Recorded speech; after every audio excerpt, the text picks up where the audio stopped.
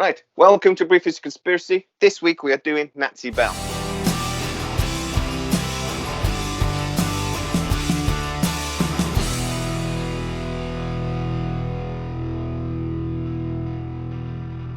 We're going to be talking about Roswell, Kecksburg, the Philadelphia experiment, Operation High Jump, and a 1936 UFO crash in Germany.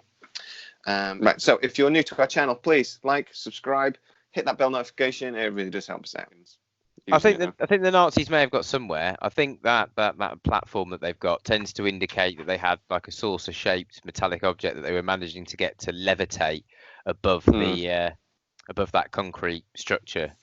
But I just don't think they'd probably developed it into full flying capability where they could take it where they wanted, anywhere within, in the atmosphere and then out into space. Even I think they were probably, experimenting with getting it to levitate 20 feet off the ground.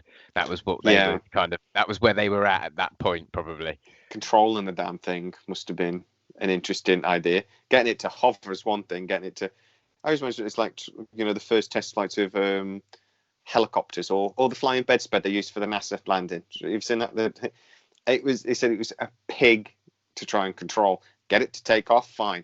Get it to then actually do anything in a controlled way, not so easy.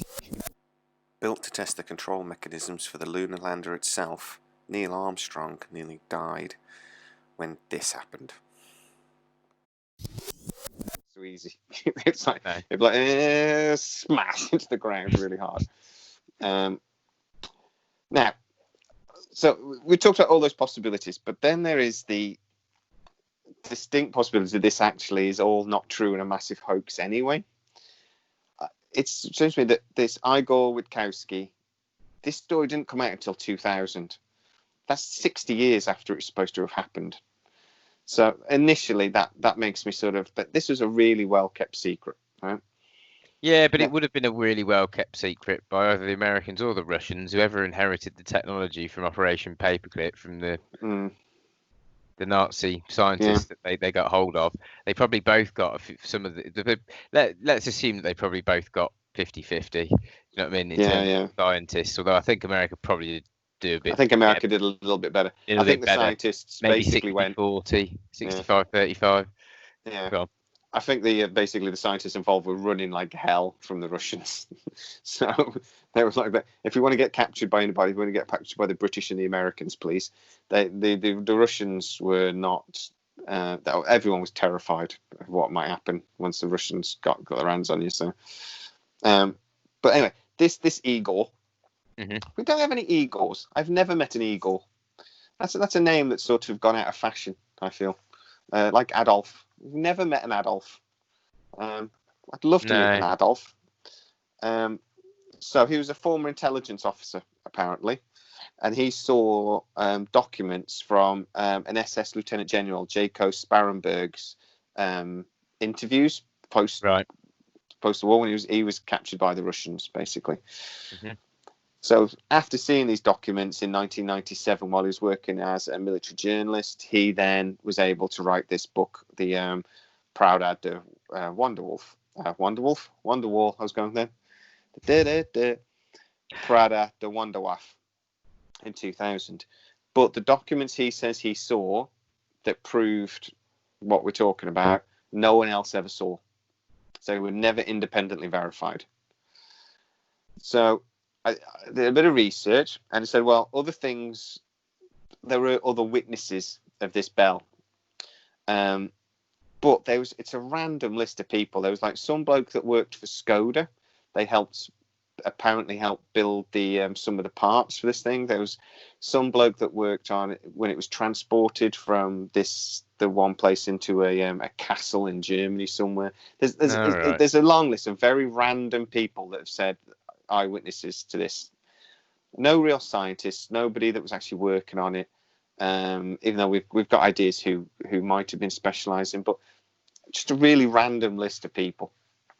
And also officially, that round structure, there was a power plant there. There was a coal power plant, which we know, and the rumours are that the power plant basically powered the bell. Yeah. but officially, the mainstream theorists say that was actually the concrete foundation for a cooling tower. So it was nothing to do with anything exotic. It was a perfectly normal. It's just that the rest of the cooling towers collapsed and gone over the years, and the tower was the foundation was left. So, do you think it's possible that actually all this isn't true at all? Yeah, it's possible that it's not true, but I mean, I don't know. I think it could well be. I think, you know, Indiana Jones gives you a good example of like the interest of Hitler in going and searching around foreign lands for famous artifacts from history. Yeah, he was fascinated with the occult. Fascinated by a lot of things like that. Yeah. And pretty much the Aryan race that Hitler was fantasizing about, you know, being descended from and trying to, I suppose, somehow reunite with. That Aryan race is really just, you know, what we think of as the Atlantean. Yeah. The lost civilization from before the last ice age. It's pretty much one and the same thing. He was really interested in Atlantis, wasn't he? Yeah, exactly. They thought they were going to find. Well. They wanted to find Atlantis. They wanted to find things like biblical. Maybe they did find that on the South Pole. Maybe they did find evidence of a lost civilization on the South Pole from when that continent wasn't over the South Pole and wasn't frozen. And maybe there are pyramids there, and maybe there are. I've seen the pyramids. They are interesting. I like that. And we've seen lots of images, haven't we, about strange ice formations or strange things found in Antarctica. But at the end of the day, we haven't explored it at all, really. We've touched the edges. We've walked to the middle a couple of times. There hasn't been any really in-depth exploration or trying to see what's under the ice and things. No, so, there probably won't be until the Earth's climate shifts or until the Earth's continents move enough and that it's drifted into a warmer, more temperate zone and most of the ice has melted. Yeah. I generally think I've always thought exist by that point. But anyway, I've always thought Atlantis could have been in Antarctica though, because that would explain why we can't find it, because it's under a crap load of ice, and that I wonder what happens. You know, when our magnetic field's flipping, you know, the magnetic field's wandering at the moment, it's about to go to flip, so all our compasses all point south. I wonder what that would do to the climate, because if the Earth then wobbles slightly and then the lower Antarctica maybe aims more towards the sun, it wouldn't have to point much. Maybe the ice would disappear, and maybe, you know, it would be a livable landmass, and we know that happens every so often. So I tend to believe what Plato says. Atlantis was there at about 9,000 years before the time of Solon, my father's father. Oh, you're trying to remember our Atlantis episodes so beautifully. I just like seeing we've talked about it. Yeah, we have exactly. Yeah, but I just think he said it sank into the sea. I just believe that somewhere some landmass rose and somewhere some landmass subducted, and literally Atlantis just sank into the sea. I think Atlantis, the most likely explanation is that it's under the ocean somewhere, and that during the Younger Dryas event. You know that can happen. Yeah. He made some very accurate statements in his writings, didn't he? Plato. Exactly. It was more described it in annals of history than it was him, you know, writing works of fiction. So if he says it sank into the sea 9,000 years ago, and we know land masses, and in fact the entire continents can sink, I just don't see why we would agree with what he says. I'll put a link to our Atlantis episodes in the description, and you can go and have a look, because we talk about that for about 4 episodes. Yes. And we talk about lots of examples of where towns and whole cities have just disappeared into the med and everything else. So yeah, I would agree with you on that. I think Atlantis probably did exist. I bet it wasn't called Atlantis, but it's underwater somewhere, under probably a crap load of mud, to be honest. So field deposit, no one's found it yet.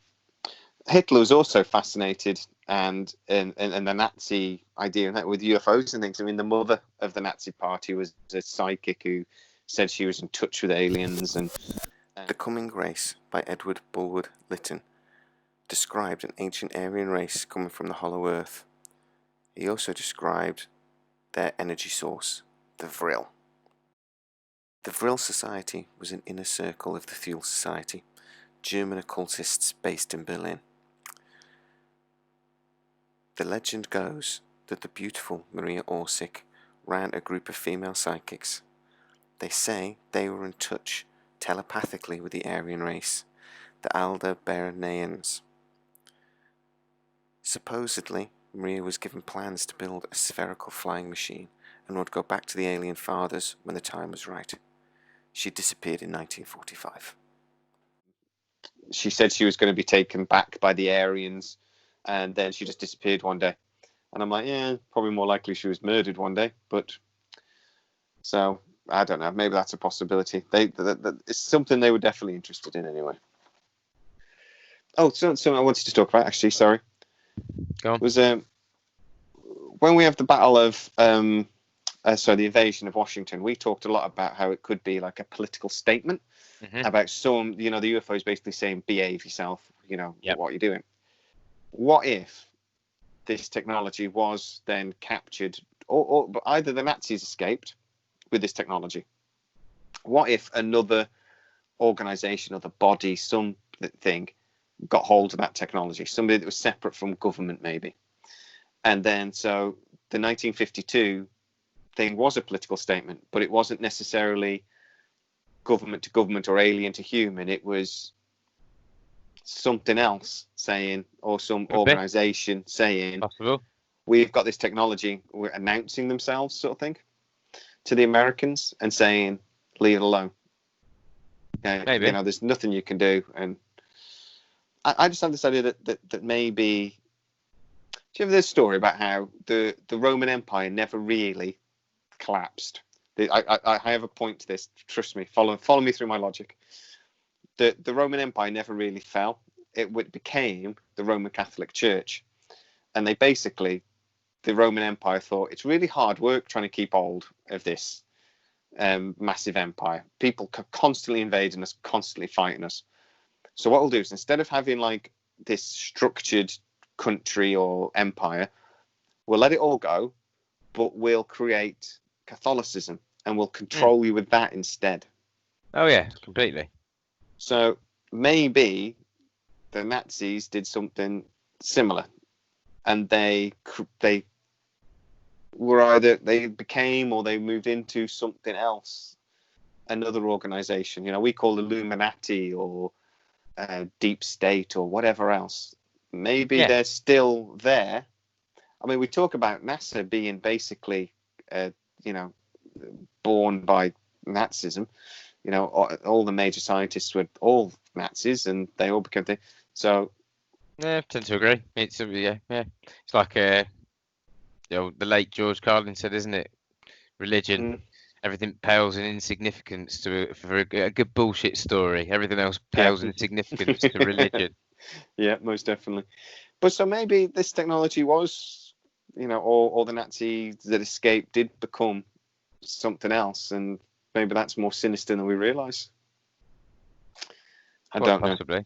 But whatever that'd be quite amusing, wouldn't it, if it was the Roman Catholic Church that had the flying saucer technology and been going around terrorising, abducting people, molesting them.